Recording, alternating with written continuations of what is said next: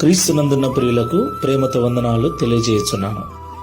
April నెల 1వ తేదీ 2025.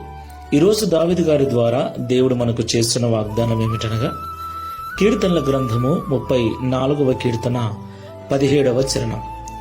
నీతిమంతులు మొరపెట్టగా యెహోవా ఆలకించును, వారి శ్రమలన్నిటిలో నుండి వారిని విడిపించును. ఆమేన్.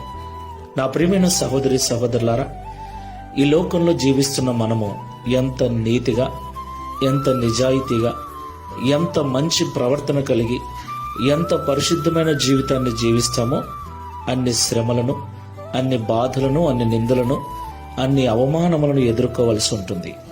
బైబిల్ ఇలాగూ సెలవిస్తుంది, నీతిమంతునికి కలుగు ఆపదలు అనేకములు అని. అవును ప్రియులారా, మనము మంచిగా ఉంటే ఈ లోకము మనల్ని ఓర్చదు.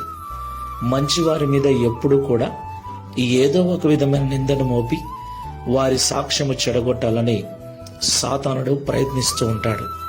అయితే మనము నీతిమంతులముగా ఉండి మనం అనుభవించేటువంటి శ్రమలలో, వచ్చినటువంటి బాధలలో దేవునికి మొరపెట్టినప్పుడు దేవుడు అంటున్నాడు, నేను నీతిమంతులు పెట్టే మొరను ఆలకిస్తాను, వారికి వచ్చిన శ్రమలన్నిటిలో నుండి నేను విడిపిస్తాను అని. దేవునికి మహిమ కలుగునుగాక.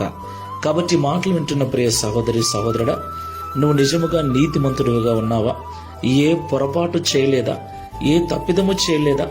అన్యాయముగా నిందలు, అన్యాయముగా బాధలు, అన్యాయముగా నువ్వు అవమానాలు అనుభవిస్తూ ఉంటే భయపడొద్దు.